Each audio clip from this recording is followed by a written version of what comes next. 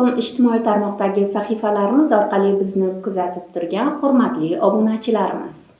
O'zagroinspeksiya axborot xizmati tomonidan namoyish etilayotgan mutaxassis bilan suhbat loyihasining navbatdagi mavzusi raqamlashtirish borasida bo'lib o'tadi. Bugungi suhbatdoshimiz O'zagroinspeksiyaning texnika holatini nazorat qilish boshqarmasi bosh mutaxassisi Boburbek Rahimov. Studiyamizga xush kelibsiz. Assalomu alaykum. Avvalambor taklifingiz uchun rahmat. Raqamlashtirish tashkilot korxonalar ish samaradorligini oshirish bilan birgalikda aholini uzog'ini yaqin, og'irini yengil qilishga xizmat qiladi. O'zagroinspeksiyada ham raqamlashtirish borasida qator islohotlar amalga oshirilmoqda. Xususan, texnika holatini nazorat qilish boshqarmasida amalga oshirilayotgan ishlar salmoqli. Bugungi suhbatimizda bu borada amalga oshirilayotgan ishlar xususida ma'lumot bersangiz. Sohani raqamlashtirish Vazirlar Mahkamasining 325-sonli qaroriga asosan 2019-yilda boshlangan va shu qarorga asosan texnika holatini nazorat qilish boshqarmasida texnikalar hisobi axborot tizimi ishlab chiqib, sinov tariqasida ishga tushirilgan. Va bugungi kunda Vazirlar Mahkamasining 170-sonli qaroriga asosan tizim takomillashtirib kelinmoqda. Boburbek, texnikalar hisobi axborot tizimi to'g'risida batafsil ma'lumot berib o'tsangiz, bu albatta bizning obunachilarimiz uchun juda ham qiziq.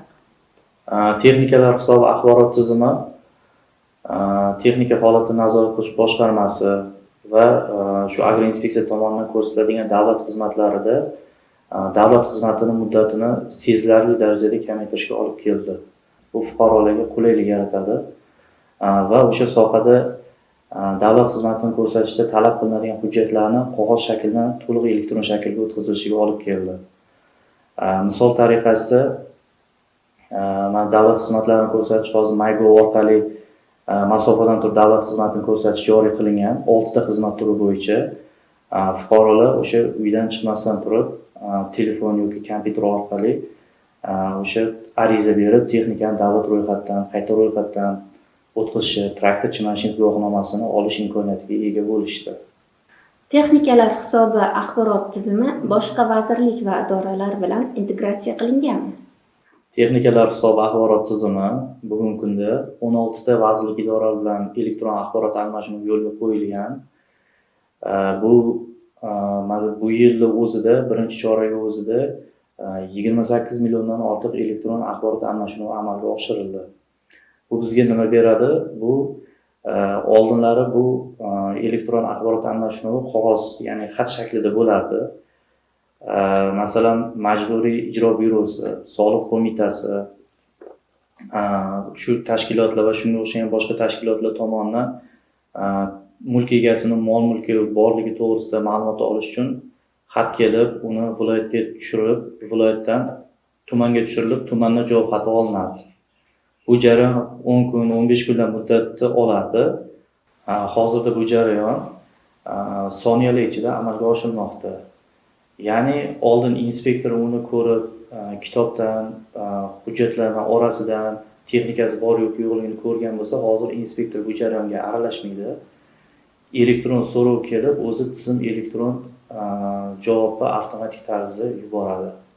Bu jarayonda to'liq o'sha inspektori aralashuvi chek qo'yilgan va bu inspektorga ham o'zining funksional vazifasini bajarishda yordam beradi. Demak, inson omilisiz, Shu jarayon amalga oshiriladi. Siz hozirgina aytib o'tgan jarayon korrupsiyaning oldini olishga ham xizmat qiladimi?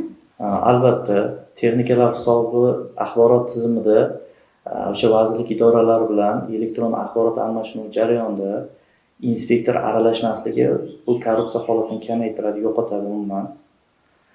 Misol tariqasida O'zagroinspeksiyaning texnikalar hisobi axborot tizimi bugungi kunda Qurilish vazirligining shaffof qurilish elektron tender platformasida integratsiya qilingan. Bu jarayonda o'sha inspektor tomonidan davlat ro'yxatiga olingan texnikaning ma'lumoti inspektor aralashuvisiz taqdim etiladi. Ya'ni bu jarayonda inson omili aralashmaydi.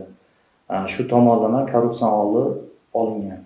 Boburbek, suhbatimiz albatta raqamlashtirish borasida bo'lgani uchun juda ham bu qiziq. Texnikalar hisobi axborot tizimida mavjud raqamlar to'g'risida ma'lumot bersangiz. Texnikalar hisobi axborot tizimi yani 2019 yil ishga tushgandan buyon bugungi kun holatiga 365 mingdan ortiq qishloq xo'jaligi, melioratsiya va yo'l qurilish texnikalarini ma'lumoti shakllantirildi hamda ularga berilgan davlat raqami, texnik pasport ma'lumoti, ularga egalik qiluvchi jismoniy va yuridik shaxslar to'g'risidagi ma'lumotlar to'liq shakllantirilgan. Vazirlar Mahkamasining 2023-yil 29-apreldagi 170 sonli qaroriga asosan tizimda bir qancha takomillashtirish ishlari amalga oshirildi. Bundan fuqarolarga yengillik qiladigan joylari texnikani ro'yxatdan chiqarish olib tashlandi. Bu nima beradi?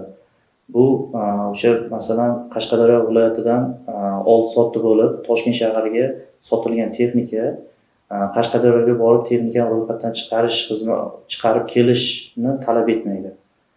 Ya'ni o'sha Toshkent shahrida yangi mulk egasini manzili bo'yicha davlat ro'yxatidan o'tkaziladi. 6 turdagi davlat xizmatlarini ko'rsatish MyGov.uz portali orqali hamda davlat xizmatlari markazi orqali ko'rsatish joriy qilingan. Bu ham fuqarolarga yengillik beradi. Ya'ni o'sha fuqarolarni o'zini turgan joyidan turib texnikani qayta ro'yxatga olish, hisobdan chiqarish, ma'lumotnoma olish kabi xizmatlari uchun Agroinspeksiya tuman bo'limiga borib murojaat qilish talab etilmaydi. Ya'ni onlayn tarzda xizmatdan foydalanish mumkin. Bugungi suhbatdoshimiz O'zagroinspeksiyaning texnika holatini nazorat qilish boshqarmasi bosh mutaxassisi Boburbek Rahimov edilar. Mazmunli suhbatingiz va berib o'tgan ma'lumotlaringiz uchun sizga rahmat. Sizlarga ham taklifinglar uchun rahmat. O'ylaymizki, barcha obunachilarimiz bugungi suhbatda o'zlarini qiziqtirgan savollarga javob oldilar. Keyingi suhbatlarda ko'rishguncha xayr.